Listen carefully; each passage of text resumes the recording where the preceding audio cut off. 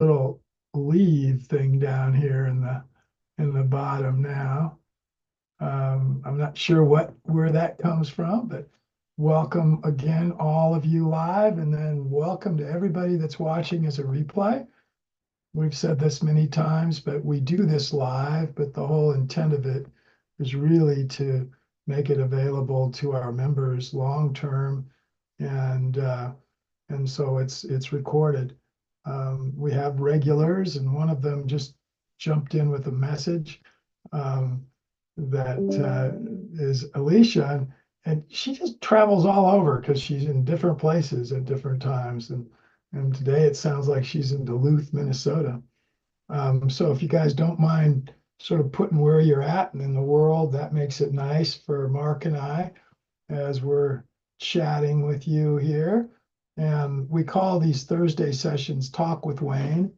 You see me in the screen, and here I am at Christmas dinner of 2023. So a year ago almost, or 9 months ago, 8 months ago, with some of my family. It's my wife, Deb, my granddaughter, Alicia, and another granddaughter, Clara, down there at the end of the table. And um, this is actually my son-in-law's parents over, and then his grandmother here. And I think my daughter is not in view here. And this is my son-in-law down here. You're not seeing the slides. This isn't a slide. It's just showing the Mark. It's what Mark uses um, as his, as his icon. Is that right, Mark? Is that the right word we've Yeah, used? avatar or icon. Or, yeah. It's just his avatar that's on the screen. We'll put some slides up in just a little bit. Um, it looks like I was going to say hi to Barbara, who is with us live, and I don't see her here now. Hi, Hans. Good to have you with us. And please put questions in the chat, and then also any comments that you've got in the chat. And then eventually, if anybody wants to be unmuted, we can do that at some point also. And allow other people to participate. I've got a variety of topics to talk about today. And then we'll also just handle what you guys have. And right now there aren't any slides up on the screen. Probably seeing me primarily in my office. And just quickly, things that you see in the background are some things that are of personal value to me. I don't usually talk because usually I've got the camera a little different angle. Today I've got it facing more towards the um, book stands and little things that I have stored behind me. I've got kind of a cool something I've never shown you guys that I got somewhere back in time, and I'm not remembering when. I'm going to grab it here. Um, it is right over here. It's in the picture a little bit. It's not exactly to scale, but it actually is pretty cool. It is a 3D map of the United States. And this would be looking south would be at the bottom now. Let me see here. No, let's go this way. There we go. That shows it much more like, Yeah, I think I've seen this one before. yeah, Maybe. actually. So here's the West Coast over on this side. Um, Obviously, a lot more mountainous. Rocky Mountains here, Sierra Nevadas here, um, Cascades up here to the north, dropping down to the Great Plains here, Appalachians here, and going all the way up to the north. And then actually even more mountainous as you get down into central Mexico, and this is kind of on the edge of Texas. I think this is what's exaggerated. And then I think this is Alaska. Is that right? No, really doesn't show Alaska. I don't think. Let me look and see if that down at the bottom there is actually Alaska, because it could be. It is. The right down this right here is Alaska. And yeah, I don't know whether it's the same perspective in terms of size in context with the rest of the US, because this would be Texas and Florida over here. Hawaii showing as these little mountainous type areas. Anyway, that's, I keep back on my back wall in the office here. I'm going to actually open something up because there's a property that I'm looking at that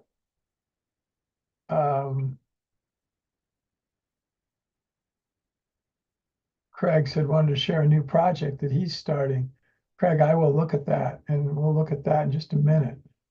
Maybe even if you're open to it, you could unmute yours. We could unmute you and let you talk about it. I'll look up Sea Ranch Farms in just a second.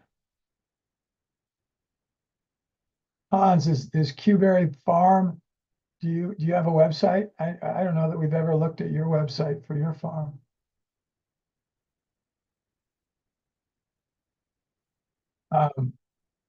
Before that, though, I'm going to show you a property that literally came to my attention this morning. And I mention this because you in this world today, even though we're a little bit maybe in of a downtime, if you're going to react and get a property purchased, if it's priced right, you need to act quickly. And this one is priced right. The realtor advertised it through all the typical multi-listing services, but also on Facebook Marketplace. And he's gotten more attention from Facebook Marketplace than from anywhere else. And he shared with me a file that I'm not sure he shared that on my Google Drive yet with that I can get off of email. I was looking at it on my phone, so I might have to show it to you through my phone here in a second. But it's in Montana, and it's 60 acres, and it's in what's called the Mission Valley. So I am going to put my screen up here. So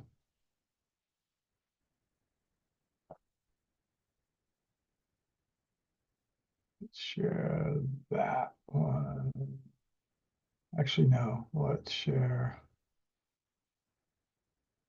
Let's share this and hit share. You should now be seeing my my screen, and I'm going to open up Google Drive and see if this has been shared, whether this has been shared with me today. Here we go, shared with me. Here it is. Oh yeah, it's all here. So let me show you photos because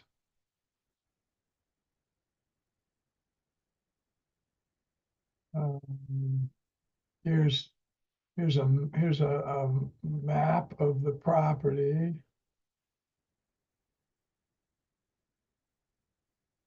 Actually, this is the house. that's on the property and the barn. So this is showing the main floor, bunch of rooms, interesting, but and then here's the basement that's below it. It's sort of this walkout basement. So if you notice, there's no stairs on this side at all. There's a stairway going up to the upstairs, and this is walkout. And there's a patio, and there's actually a deck on the upper level. Here's showing the upper level in a little bigger fashion with the deck, garage.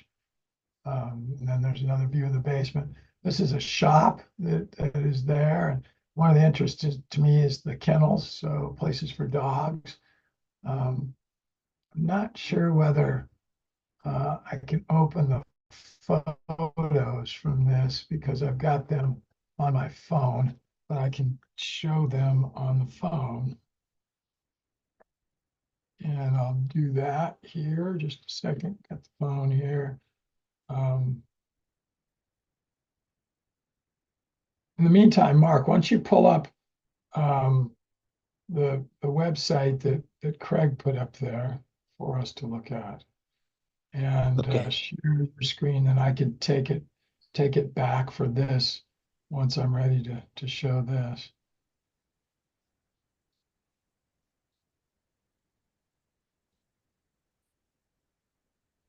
Do I have to give up the screen or can you just take it because you're the co? Yeah, I think you'll have to stop. Then I will share mine. I'm stopping. So Okay. All right. So we'll be just a second.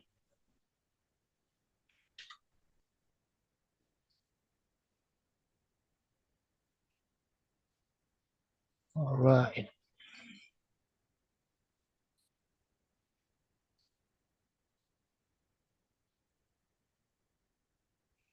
all Okay. right. So this is Okay. Show me let's look at Craig's site.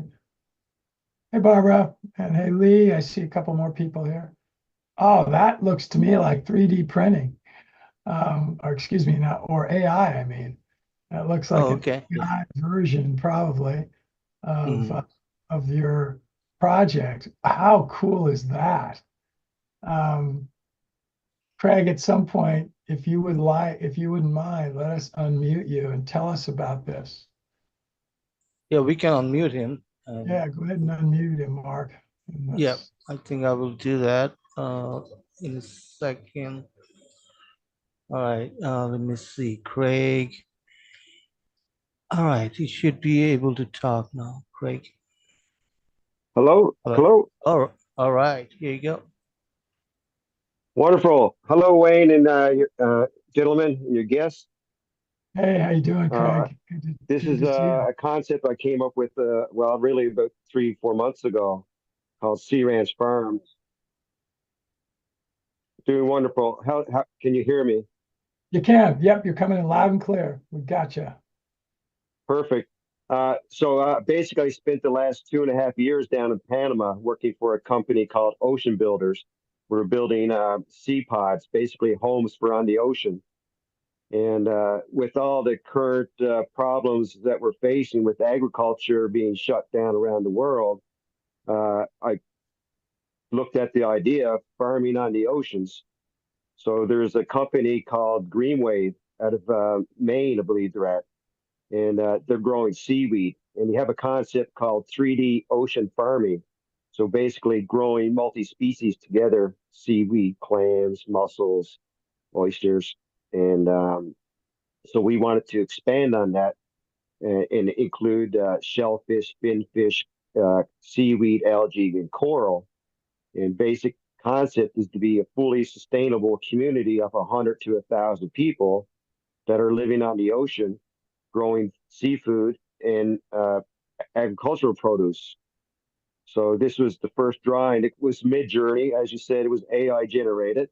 So I put in what I wanted to see, and it came up with this. And we're kind of just using it as an example. Uh, but the overall concept is to grow algae, actually use diatoms first, and use nature as much as possible. Just mimic it, but enhance it to a degree where we can feed ourselves and produce additional food so that we can feed humanity. And so we want to reduce the fisher persons that go to sea and they come back. So we want to reduce all that time and energy and have people living on a floating structure, but provide a luxury life so people can live, work, and play together and have a comfortable life. As we know, farming and fishing are one of the hardest occupations, and to get the least amount of return for their efforts. We want to change that around, and we want to provide safe, secure food for the masses. So we want to be able to use uh, recirculating systems so that we're in the environment, but we're not using the environment, and then we can enhance it even to bring fish back into certain areas that don't have it. So we want to be growing seaweed. And with the seaweed and algae, we can use that as biofuel. And we can also use it for feed for the fish. And with the algae, we can use that through tubes that feed directly to the mussels to enhance their growth so that we can get a higher yield and better crop, be it with the oysters or mussels or with their lobsters or shellfish, crayfish. And then also with the fin fish, we also want to use like black soldier flies and mealworms in vermiculture and have all that growing on site. So we're not bringing in feed. One of the things with aquaculture now, with I mean, over 50% of our seafood now is being grown. But the problem is that the feed source is going to be depleted. So we want to be able to be self-sufficient and grow our own, and so that's the concept that we're looking at doing. So I just got 4 team members together now. We're putting together our pitch deck and our business plan so that we can get our pre-seed funding and then advance the project. We're looking at several areas around the world to do this. Um, I mean, the Middle East are investing big time into aquaculture. For example, the UAE just invested $100 million to do a shrimp farm for only 3,000 ton shrimp farm. And I'm from Newfoundland, and we just have a quota for 4,888 tons. We couldn't even harvest it all. And the value of that was only $11 million. So we have an open market here now for outside buyers to come in and buy our seafood and ship it directly to market without processing. So we're looking at different opportunities. And with seaweed, we can also make biofilaments, plastics. So that would be our wrap. So we want to be able to seed, harvest, or sorry, seed, grow, harvest, produce, and ship directly to our customers. So that we're cutting out basically the middleman. And by doing that, we're able to give ourselves, the sea ranchers, a better life so that we can have, you get up in the morning, you have your breakfast, you go out on the water, you do your job, you come back for your dinner, your meals, you go back on the water in the afternoon, you come back for your 5 or 6 course meal, luxury living and relaxation, entertainment provided in evenings. And we're just providing it a full life to enhance a better way of living. That's what Sea Ranch Farms hopefully will be about. Oh, and Craig, you broke up a little when you said where you're living right now in the world. What it just broke apart. I'm in Newfoundland, Canada, on the East Okay. Coast, the island. Got it. I mean, Um, right. so are these are all AI generated pictures? Is that coral that is supposed that's being depicted in this image right here? Really Yes. immature coral that's getting started. Yeah. Yeah. Coral or seagrass. We can be growing seagrass for salads. We could be growing different types depending on the region of the world that we're in. You know, kelp, bulk kelp, or sweet kelp, or it could be the red algae that are down in Latin America. Um, we could have rainbow trout, or we could have tilapia. We could be raising oysters, mussels, clams, lobsters. I mean, they're doing vertical culture for crabs now. I mean, it's amazing the technologies that people are doing and coming up with. So we want to be able to do vertical growth above the water and vertical growth below the water. So maximize the potential yield of an area. Yeah, again, what, as you probably know, the Chinese have done for thousands of years. The the Mayans did it in Mexico multiple thousand years ago, and then they were basically wiped out as a indigenous group of people, was growing in rafts on water surfaces, so that you would take advantage of the fresh water, and that's part of the challenge here. Saltwater is obviously going to have a whole different type of plant life and animal life that can live in it versus freshwater. But in a freshwater environment, you can have rafts that are growing and letting the movement of the water through wind or tides, if it's in an ocean situation, that's creating the necessary nutrient flow across the roots of the plants. And then you can have terrestrial plants growing on the surface, which is what they did. So they would grow maize or corn or wheat or beans, and still do today. The Chinese still do it today. Unfortunately, they also have very poor sanitation circumstances where they're actually human feces are going directly into the water from basically just open holes in a toilet type of situation. And therefore, you've got a lot of bacterial issues that are problematic. But people get sort of used to it, immune. Their systems get almost immune to it. That unit, is that intended to be floating, the one that's shown here, or would that be moored? It looks like it's moored. I see something. Yeah, It's it would be a floating structure, but it would be moored in place. okay. Cool. So basically, it's a barge with sea Okay. containers on top of it. So Great. converted sea containers into living accommodations, into processing units, into power units, like a biodigester. All of this technology has been made into container size shipments. So we basically plug and play. You put a container on, you plug it into the next container. So you have your living accommodations, you have your recreational accommodations, you have your processing accommodations, facility. Then you have your power bank systems. So that way we can make it turnkey. So if somebody wants to order or have a sea farm in their locality, we can or, design it for that specific area, be it salt water or fresh water.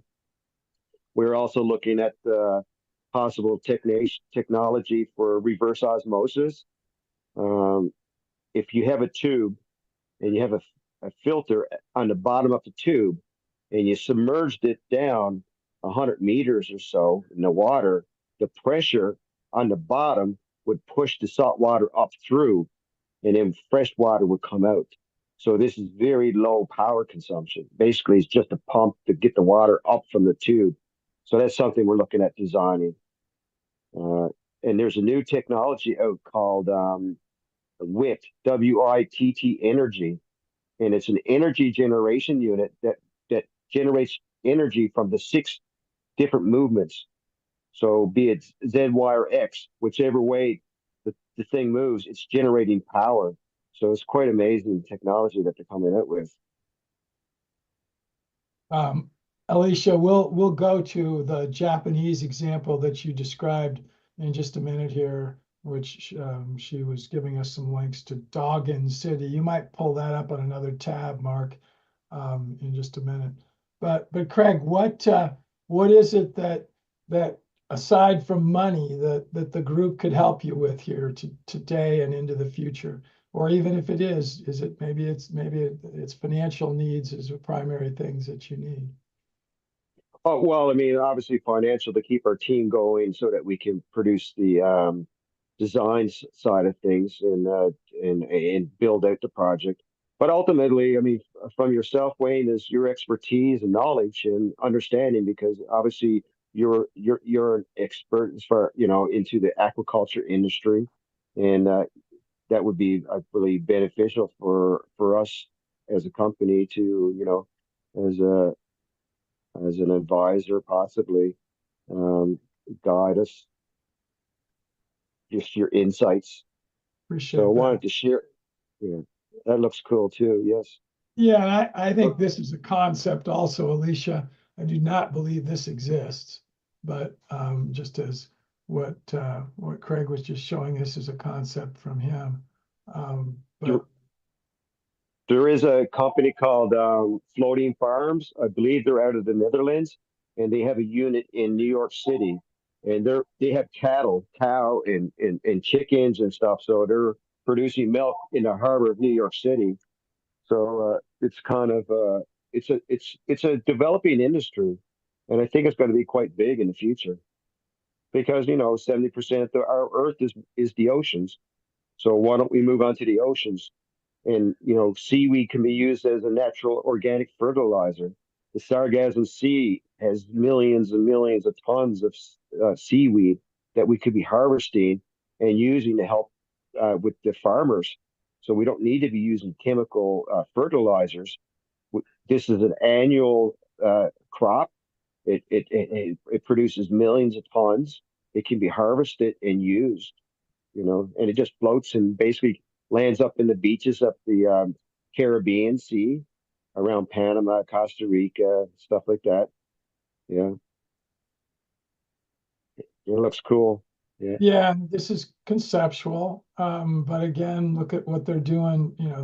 They are, in this case, they really are taking advantage of using the constant temperature of the sea to create probably a great temperature for these indoor farming, those hydroponic, aquaponic that they're showing down at the bottom here under the water, which acts as a keel also for it. But again, Yeah. Go ahead, Mark, and maybe mute. Well, see if the sound will come through if you play that. Let's just play this video. It's just 2 minutes and 41 seconds. I'm not sure. What if the ocean could become a city? A new economic zone impervious to climate change and unlimited in potential. What if we could put farms on the sea, host climate refugees, and solve our city's overpopulation crises? That's what Japanese startup Enark is proposing with its Dogen City, a floating, self-sufficient metropolis. But is this really a glimpse into the future of construction, or just a sci-fi fantasy?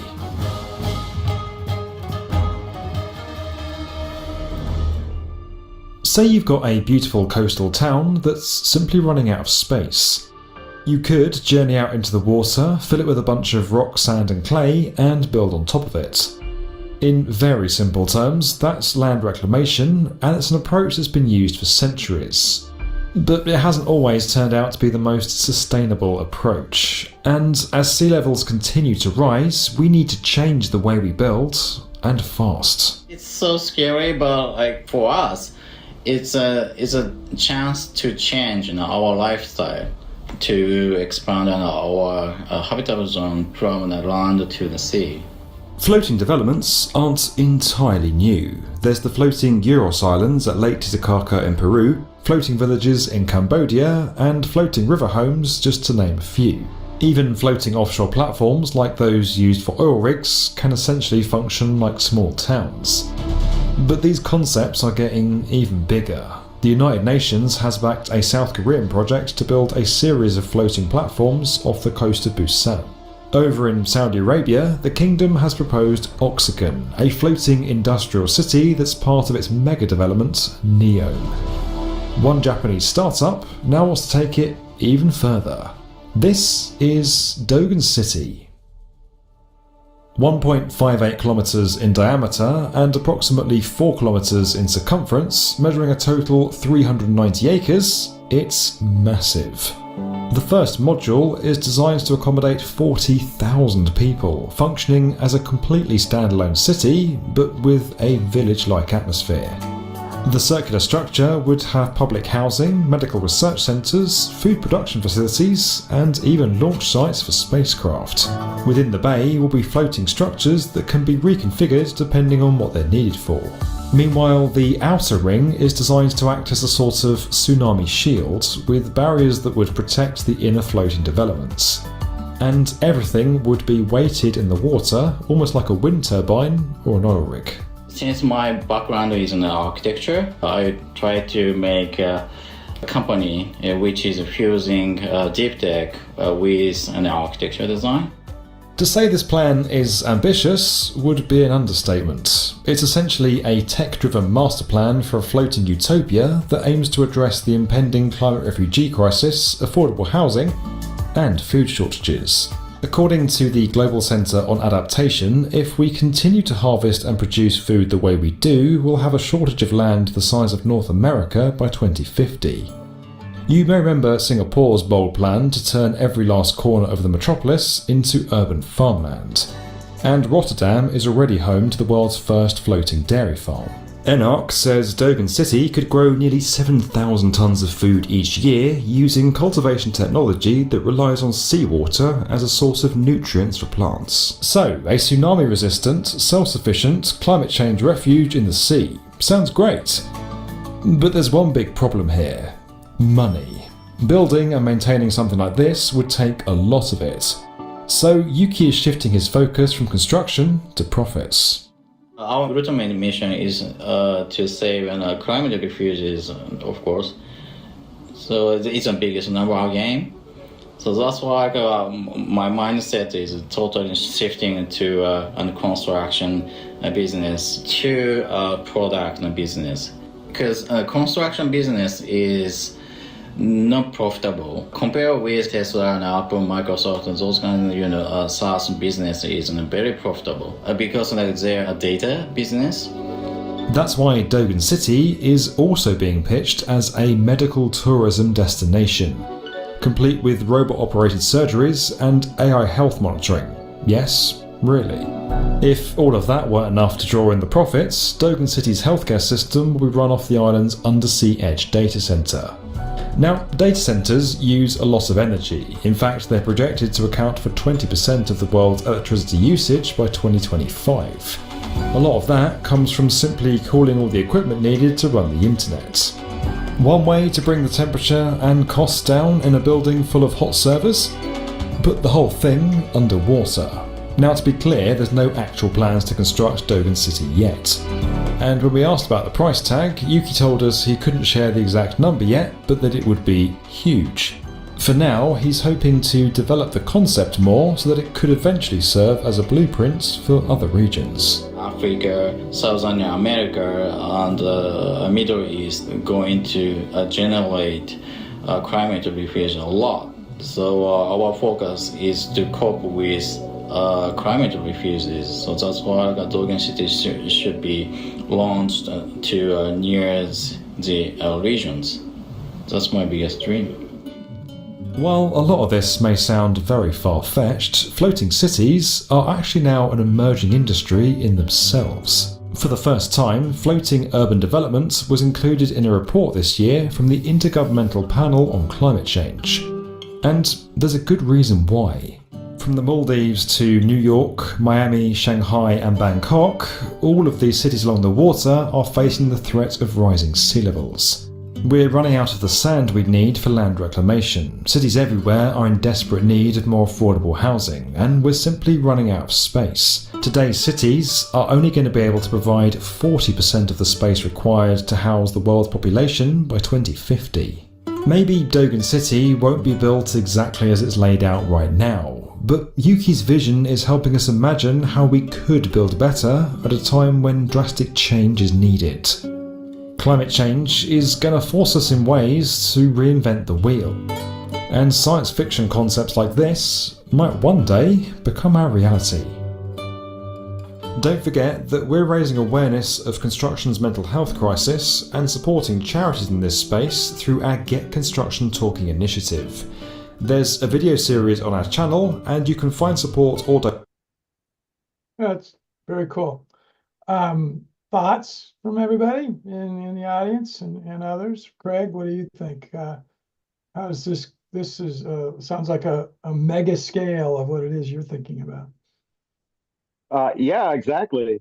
I mean, there's a lot of dreamers out there, but there's also people that see the possibility of this actually happening. And so we want to basically do it on a smaller scale and then test it out. And if it becomes a prototype for something bigger, um, I mean, that's why we're saying start with 100 or 1,000 people. So maybe $100 million may be able to build our project.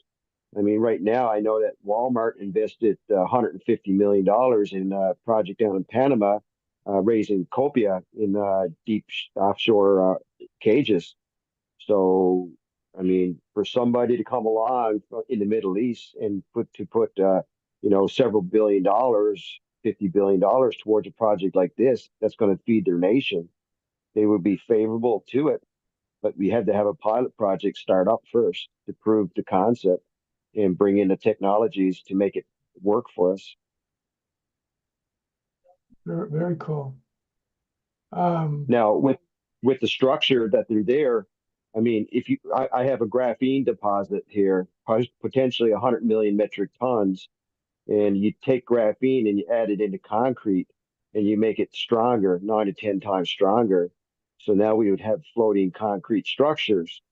The size of that one in Japan, that's possible. But I'm also in talks with a company out of Austria called AGRU, and they make large diameter plastic tubes, like 2 to 3 meters diameter. So these things you can basically build big circles as depicted on the screen. So it probably won't be very long before some of this stuff actually happens. So I completely agree with you. Do you mind if I play cynic for a minute? Oh, certainly, certainly. I hung around with young people 50 years ago that had all these same concepts in their minds. People that were just as smart as the people that we see today, did not have some of the benefits of computer technology like there are today, didn't have the benefits of things like AI and other types of technical advances. We never got it done. Mhm. Now I'm pointing fingers at my generation and the dreamers that were at that time. We would come up with ideas much like you just saw this fellow come up with. By the way, he didn't throw it. They said they didn't have a number. That's trillions to do what he's talking about there. I mean, it's that isn't billions even. To do a 40,000 person city would be in the trillions of dollars. That was the problem that many of us had as dreamers 50 years ago, ecological dreamers. We didn't have the financial resources and we didn't develop them. Here's where the cynic comes in.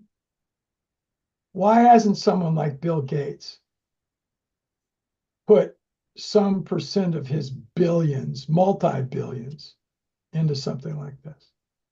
Why is it that it's people like you, Craig, and me to a little degree, and this fellow Shiggy, I think, that was here? Why isn't it the Bill Gateses of the world that are promoting this? That's being a cynic. I apologize, but it is. Or the Elon Musks. And I know why. There's no profit in it at the short term. It's all risk. But I mean, I again, fortunately and unfortunately, I actually know Bill. Bill Gates would never think of something like this. I mean, never. He's had thousands of people pitch him on things like this. but he's going to say, you know, I'm too old at this point. He would say that at his point, but that it just isn't, you know, it isn't something that you can profit enough in to get people who know how to make money like me interested. I mean, Bill is buying up mega amounts of land. Why is he buying up all the land? Is he going to farm it all when we're I trying to think, shut down farmers? I think we hope he is. By the way, I'm not a Bill Gates advocate by any means. Who Yeah. knows? He doesn't disclose that. I certainly am not close enough to him that he'd ever tell me anything like that. But again, I just got to know him because he visited a site down in the Dominican Republic where I was attempting to do some of the Yes. things. I mean, it would be wonderful if, But anyway, the reality is the cynic in me, which as you get older, it's easier to be more cynical, says, why Mhm. have we failed at doing any of this in the past? Is it because we weren't either as aware or as scared of what climate change could do? And now today we are? I don't know. And maybe it takes that kind of fear to do enough. And yes, then one other cynical thing, because you mentioned this. You're still going to have to work hard to do any kind of farming, whether it's high tech or low tech. Blue Frontiers might be the company that you were thinking of, by the way. I see the name here, that's done a wonderful job with floating offshore structures in the East Coast, in several different areas, and then a little bit on the West Coast. But they faced huge problems with people believing that you couldn't do what they wanted to do in waters because the zoning wasn't there. There's people that'll put up political barriers that you would never guess would do such a thing. That's definitely. interesting situation there with the islands that Mark was just showing. Anyway, Yeah. There's an I hope your project comes to play. It totally makes sense. I think smaller scale is probably better than larger scale. That's what we tried to do with Mountain Sky Ranch, and we were successful. We took 160 acres, and at its peak had 30 different businesses operating there, and 40 people living there in a completely self-contained fashion with Yes. literally everything that we had available to us.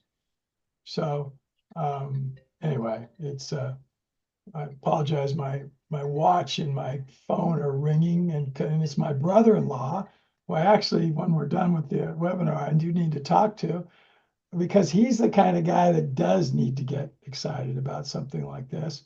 He and his wife, who she's the #2 person at Deloitte and Touche, which is a multi-billion-dollar company. And he retired about a year ago as the one of the top guys at a company called CSC, Computer Science Corp. But they live in multi-million-dollar homes, have one in Arizona that they are at in the winter, and one in Lake Tahoe that they're at in the summer. And they would tell you, we have big dreams and we'd like to make the planet better, but you know what? We're lazy now. We worked hard for many, many years, and now we just want to take advantage of letting the world take care of us, and money that we have to do it. So that's one thing I don't think will ever change. Farming is hard frickin' work. And I don't care how you do it, Definitely. whether you do it in the water or whether you do it on land. The people that are going to be the farmers are going to work hard. And I don't care what of these modern technologies that we have, that's still going to require hard work. What are your thoughts about Yes. that? What are the Oh, odds? for me, I mean, that's what I mean. Farmers and fishers work hard. There's no doubt about it. They risk their lives. I mean, I had three of my buddies that drowned just last year here from our little village, you know. And there's people that they give their life to feed other people. They they just want to put food on their table. They want to be able to put their children through school, and they want to have a good life. They're not out there looking for the millions or billions of dollars. They don't have no desire for it. They just want to have a comfortable life, but they get very little. So a fisherman comes in from a day out in water and he gets 60 cents a pound for his fish. Meanwhile, they're selling codfish in Angola for $24 a pound, salt fish. They don't even have enough water to boil to get the salt out of the fish, but they're buying it because they love that product. So people need to eat, and we want to be able to help feed them safe, secure food that's hopefully grown in the most best manner, without the chemicals, without the polluted waters, without the hard struggles that a fisher person goes through or a farmer goes through. We want to be able to give a good life. We want to provide them with good food. We want to provide them with the ability to have a good family and raise good children. Our education systems are failing. Our social systems are failing. So why don't we start on something that we can grow and multiply it around the world, and then be an example to the world of how we can have our cities, how we can work together, play together, and grow together. Because it doesn't seem like the land-based structures are doing it for us. It doesn't matter where you're at in the world, our cities are falling apart because they're not being maintained. The infrastructures are falling apart because they're not being maintained. They can't be maintained by an individual. It has to be done by a core group of organized, thoughtful, loving, caring people that want to put their energy towards it. Now, if there's people out there, we gotta have to support them, because if we don't, we're going to have the failures that we're seeing in today's society, which is unfortunate. And it seems like it's going to be getting worse over the next couple of years instead of getting better. So there's people like myself and like you and like others that want to put their time, effort, and I work hard. I just spent 10 hours building a deck and gazebo for friends of mine. I'm working for $18 an hour for another guy. He had a mental issue. He broke down. I'm trying to keep his construction company going for him so that he can help his family. I'm a good-hearted man. I get good ideas and I work hard. And then I want to bring something to fruition. I'm not a money person, but I got $40 trillion graphite deposit making graphene that could be done. I mean, if I wanted money, I can go get it, but it's not for myself. I know that it can be used to make good, and I need to drive myself to do those things. But you know, at the same time, I'm just a common, down to earth, uh, uneducated. We'll say I never graduated from high school, but I have ideas and ingenuity. I'm creative. People around me see that, but I don't get the support that I need to make these projects come to fruition, or even to start them off. I'm not a business person, although I had several businesses, and my partners basically screwed me over and kicked me out of my own company, and they ended up failing. I took a wine and put it on the markets within a year all by myself because I was driven to do it, focused. I did it. And now I kind of gave up for the last few years because it was so difficult. And now I'm coming back again because I'm inspired to do something. As the world gets worse, I have a tendency to change and fight it. So I'll keep trying and going forward. Hopefully, we'll get some investors from our pitch deck and stuff that we build up and see how it goes. You know, get us through the first year or so here, maybe 500K, get a team together, and then build up the project, put some uh, structures in the water, and start growing rainbow trout and seaweed, and just start small and build up. Who knows what'll happen over time? But eventually, I think that in 10 or 15 years, we could be providing a lot more food from the oceans. We're doing 50% of the seafood is coming from the oceans as aquaculture now.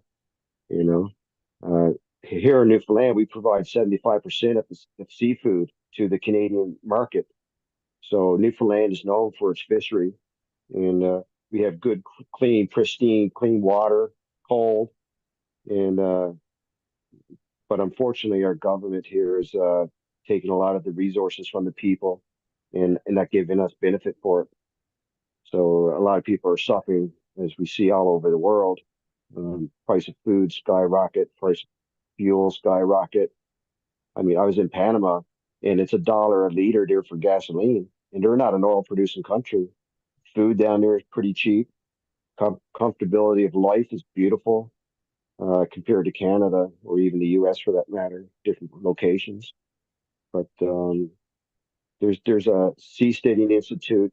They're a company that are promoting living on the ocean, but they're more libertarians. They want to separate from government altogether, kind of create their own world. But at the same time, it doesn't always work either. You have to be governed, as it says in the Bible, but not controlled, which is what's happening in our societies today for a lot of people. I'm an independent person. I don't need to have someone control me, but they limit me, my potential. So we'll still work. The technology is there to do it today. As you said, thousands of years ago, the Mayans were doing it. Chinese are still doing it.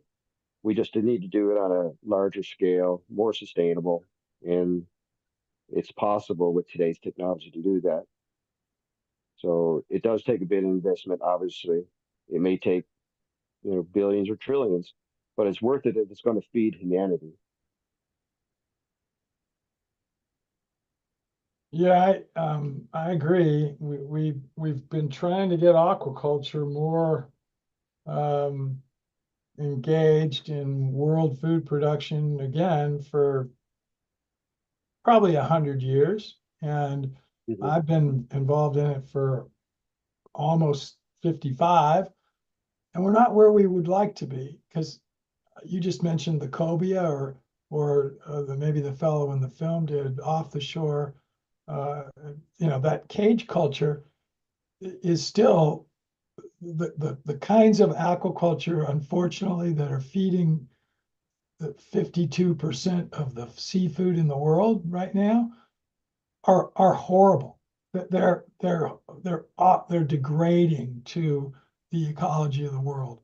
They're either what's being done in Southeast Asia with a combination of shrimp and tilapia and a variety of other species, where if you look at the degradation offshore from these aquaculture facilities, it's horrid. I mean, you can see it from, all the images from space. It creates red tides because there's so much nutrients that they're just throwing right back out into the ocean.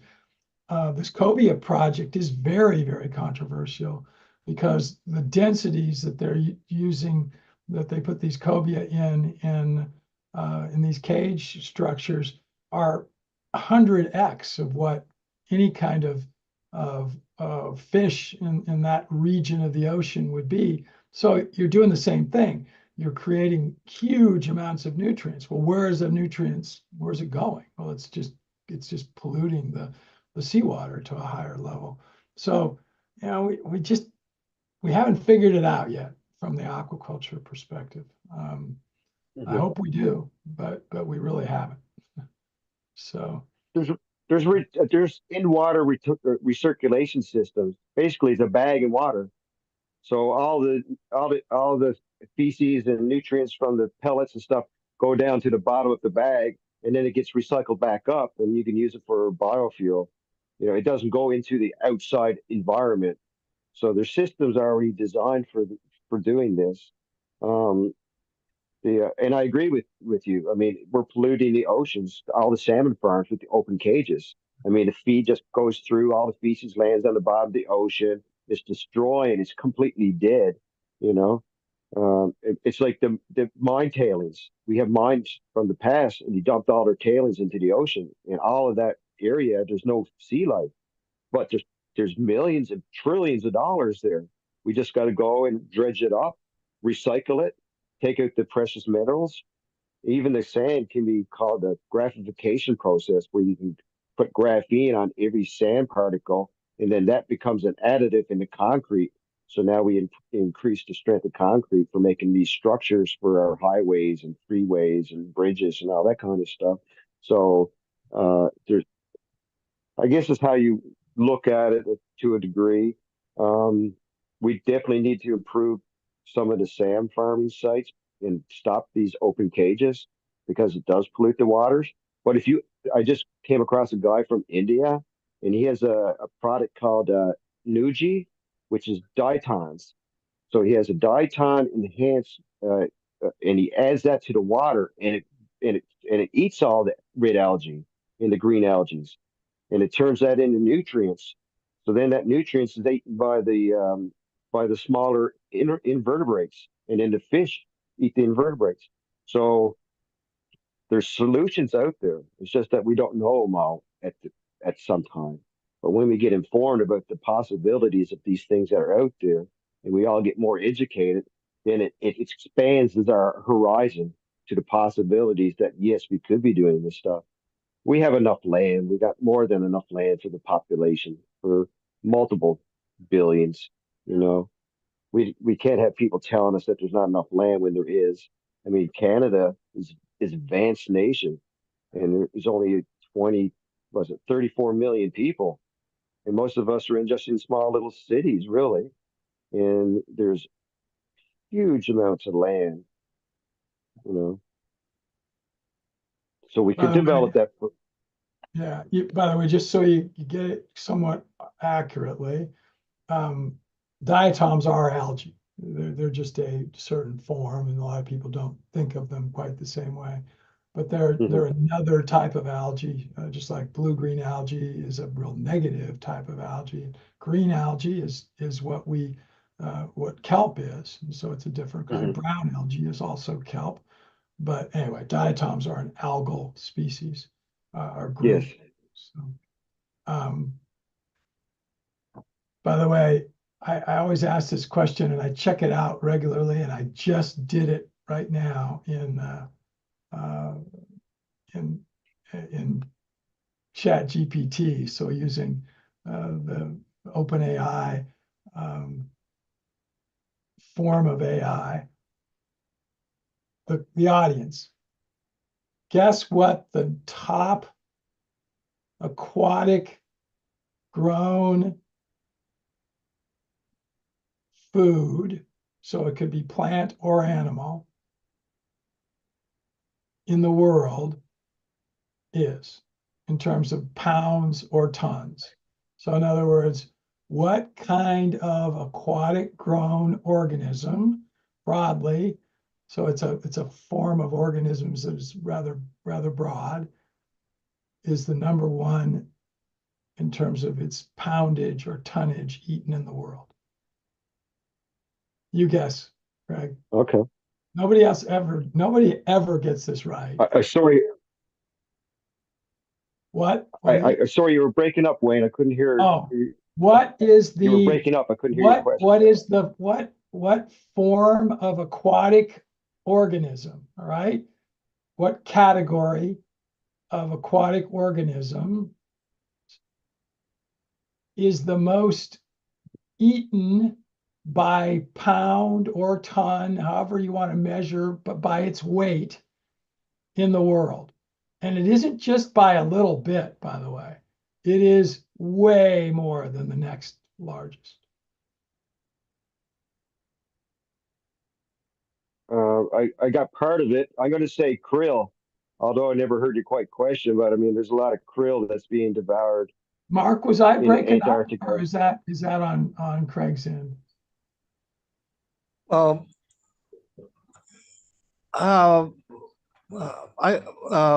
heard your question correctly. All right. It's probably my end, Wayne.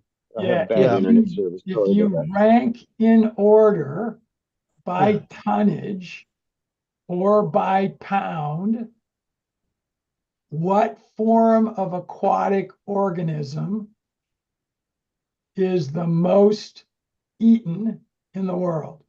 So X number of tons, pounds, whatever way you want to measure it, is the most eaten. And it's number one by a long way. Mark has heard me say this, so he should be able to guess it. I'm not going to ask him yet. Yeah, I know the answer. Everybody always gets it wrong. It's shrimp. Shrimp's number two. It's not shrimp number one, though. Shrimp's not even close to what number one is. Oh, wow. Other than that, oysters, maybe. Both your thoughts are very typical of a North American. Yeah. Well, seaweed. I mean, seaweed is huge. Yeah. Seaweed is number 3 behind shrimp, Wow. but it's number 1 is one you're just not going to get because you don't eat it. As a matter of fact, you probably think it's trash. Yeah. It's carp. Carp. Yes. Okay. Asian carp. Yeah. No, not just Asian carp. The Asians aren't the only ones that eat it. It's highly eaten in South America. The South Americans, carp is a very broad group of fish. It includes goldfish, for example, and koi, and you know, just there's hundreds of different, maybe thousands of different species, but it is all one category as the way they measure it, and it is way more in terms of its volume because it's eaten by poor people around the world. Doesn't matter what country or what region they're I was in. going to say, If they don't have much income, they eat it because it grows so well everywhere. It'll tolerate any kinds of temperatures.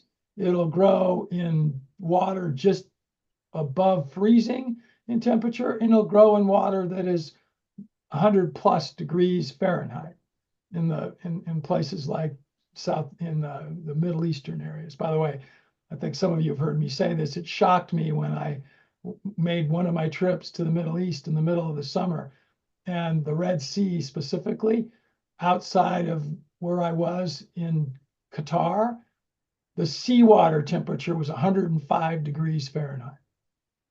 wow.